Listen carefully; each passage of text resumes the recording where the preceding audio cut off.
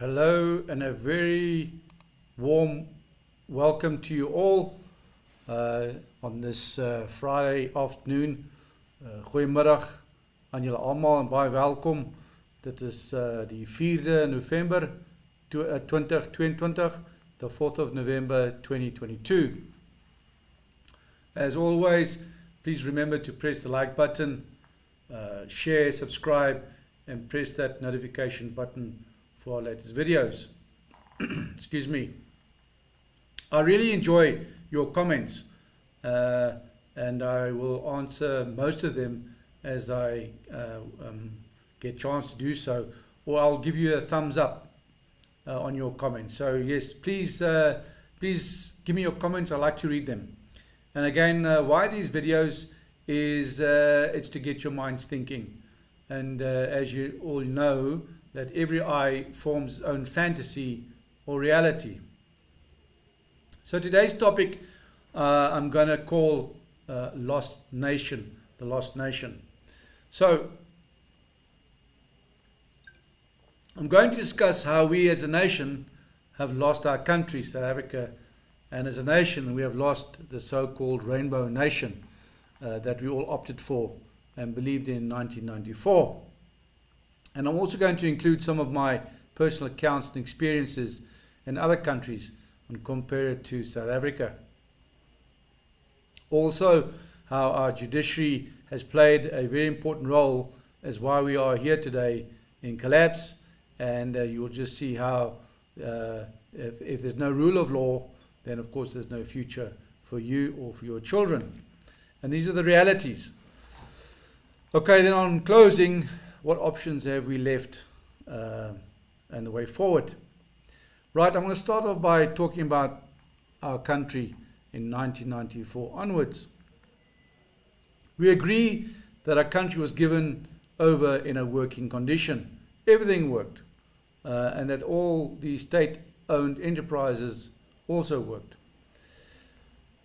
With today's government, had more money than prior 1994 to spend on buildings, homes for the less privileged, educational facilities, and also the youth's future readiness and employment opportunities. Business and sport was on a high, as I've mentioned before, and the harmony was good between all peoples during our Rugby World Cup in 1995. I left the Defence Force in 1995 also, and then joined the Rainbow Nation that was going on outside, which then took me to the insurance industry. I was approached shortly thereafter to join a private security firm in 1996-97, which is 25 years ago, to go and work in Angola. And there more specifically in the northeast of Angola, in a country village town called Lukapa. Now, why am I mentioning this? Because it was an eye-opener for me. For the first time I saw the lost city, the lost nation. And that was the Angolan people living in Luanda, the city of Luanda. So why do I say this? Well, the buildings weren't painted. Everything looked old and dilapidated. There was no running and clean water coming out of our taps, or the taps there in Luanda. Human waste and sewage was running over the roads. Generators were used to put lights on. Elevator shafts in flats and buildings were used as toilets. Street dogs on every corner having their own meetings. There were potholes on every road, making movement absolutely impossible. No road signs, only policemen standing around and looking to pull you over and bribe your way, and having to bribe your way to freedom, to your place of work. We had 2 meals a day, which consist of fish and chicken and rice.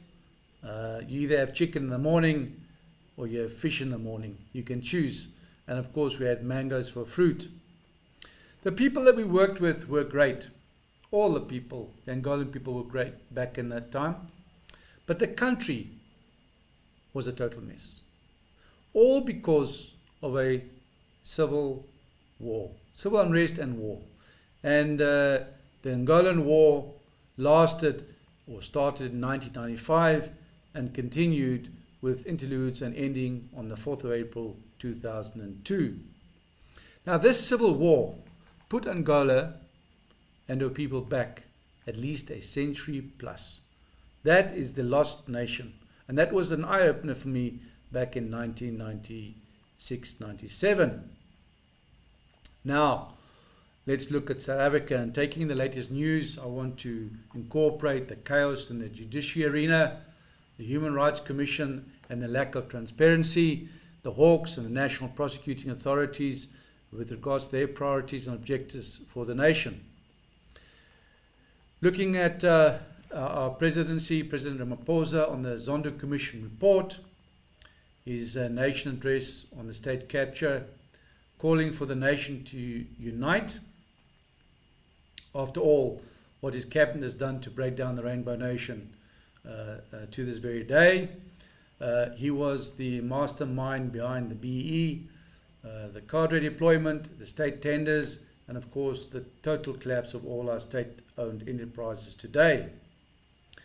President Ramaphosa, I say again, Presidents Thabo Mbeki and Jacob Zuma are now also covering up their tracks with the South African nation by blame gaming each other. Who's to blame for the mess today? But they're doing this so that history doesn't condemn them. But it's too late. The state failures are there. There's uncontrolled crime, farmers monthly, as we all know, and this is all on their hands. So I want to say here, has President Ramaphosa's implementations and actions lost our nation? Let me read your comments below. Are we still living in fantasy that he will be able to fix his nation? Or is the reality that we need to have a plan and be ready for anarchy? Again, let me read your comments. Take note of the YouTube social media footage about what's going on in the country. So what I'm saying is nothing new. It's all first-hand knowledge.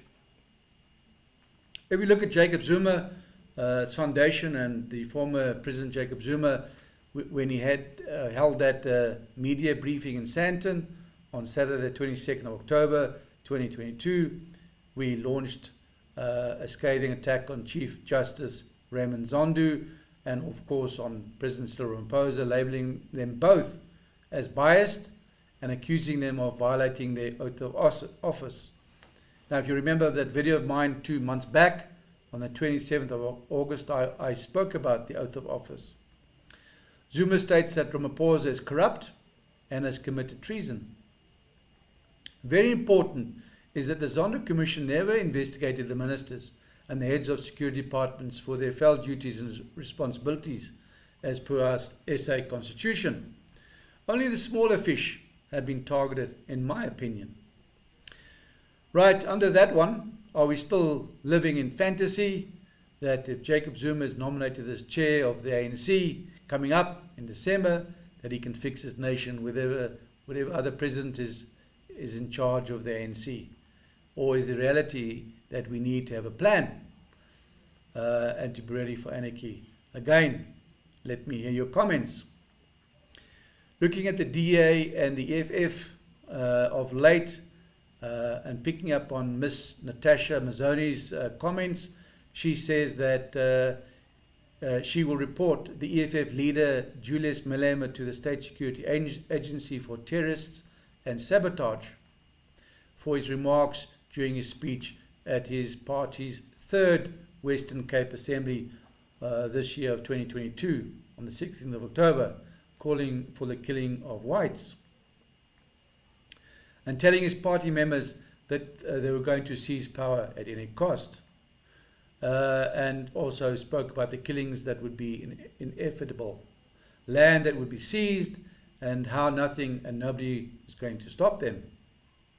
What has the Spanish embassy in Pretoria done and said about Malema's visit to Spain and his killings on the white on the whites and his white statement. Nothing so far. Ms. Mazzoni also said that she would bypass the South African Human Rights Commission and send Malema's speech to the State Security Agency, which falls under the Office of the President. Hello, everybody. They're all controlled. Nothing's going to happen. What has happened? Natasha, nothing's going to happen. You've been wasting your time and energy. Okay, here I want to draw your attention to the United Nations article, and this was dated the 4th of October this year, that nearly 1 million people have fled in the 5 years of the northern Mozambican violence. 1 million people. Can now listen clearly to me. The northern Mozambican attacks that we have already forgotten, it caused an amount of almost 90,000 people displacement during the March of 31st of March 2022. It took only 100 plus soldiers to take control of the northern Mozambican province of Cabo Delgado, displacing tens of thousands of people in 1 week and chasing over 3,000 plus Mozambican government armed soldiers southbound. So, has Julius Malema's implementations and hate speech actions lost our nation forever? Let me read your comments below. We know well that Julius Malema has blood on his hands. Are we still living in fantasy that Malema and his nation that can fix his nation when he becomes president and gets into power in the near future? Or is the reality that we need to have a plan and be ready for anarchy? Let me read your comments. Here I want to touch on the Hawks and the National Prosecuting Authority. But firstly, let's educate ourselves on the responsibilities. On the Hawks, we read here that they are part of the South African Police Services Directorate for Priority Crime Investigations, which targets organized crime, economic crime, corruption, and other serious crimes referred to it by the President or any other division of the South African Police Service. If we look at the National Prosecuting Authority, it says here that all citizens have the right to enjoy a life free from fear, and free from crime. So that's what the National Prosecuting Authority stands for. Right, now if we look at the July riots, we see that in the latest intel, we see that they're still busy collecting evidence to prosecute these instigators that orchestrated the July 2021 riots and unrest. But the question we need to ask ourselves is, where's the priorities and crime allocations, task allocations? We read regularly of a joint operation between the Hawks and various top security companies that have swooped down and have caught alleged kingpin guys behind fuel thefts for Transnet, etc., etc. And the guy is 35 years old. But where are the murders or the murderers for our farmers? And where are the politicians' names that have caused this misery? That's not done. That should be a priority. That should be the most important focus point for the Hawks and National Prosecuting Authorities to focus on. So why are these politicians and guys not caught? Because we have political appointments. So right, viewers, tell me, after listening to all the above facts, are you still living in fantasy or are you in reality? Lastly, a little sting for those that are still napping. Why does the mainstream media label the Southland civilian organization and the Southland Defence right-wingers? We're not right-wingers. I'm telling you we're not right-wingers. And why does the media not label the EFF as a terrorist organization? Can you see, then in closure, I want to say with my brief, can you see the similarities between the histories of the Angolan people, the city of Luanda being the lost nation, 25 plus years ago and longer, and how South Africa, Joburg, let's call it Joburg, Pretoria, have now become to look like the lost nation. Let me tell you why we have lost our nation. It's because we are living in fantasy and not in reality. We still believe that things will come right with the political elite. There's no way. I'm telling you this. We all know it. So let's wake up to reality and decide on the way forward. And this is where I come to the way forward. They say a good retreat is better than a bad stand. And this is when it comes to having a plan that works. Short-term companies sell fear, Suidlanders don't. We're selling hope and a solution for times of anarchy. Now, I have lost my country. I have lost my nation. And so have you. You've lost your country and you've also lost your nation. I would like my nation back, and I'm sure you also would like your nation back, and your sons and daughters that have left the shores. But we can't do this alone. So let me hear your comments. What is there to be done? As I always say, just do it. Join us. Because we have a National Emergency Plan Initiative that will give you the best alternative for survival when total anarchy breaks out. Follow the links below. Again, please like, share on all possible platforms, subscribe, and press that notification button for our latest videos. And as always, remember that 10-10-10 principle to get the message out. 10 people tell 10 people, and those 10 people tell the next 10 people. Good. Looking forward to talking to you again then soon. Stay well, keep safe, keep sharp, and tot ziens en groete.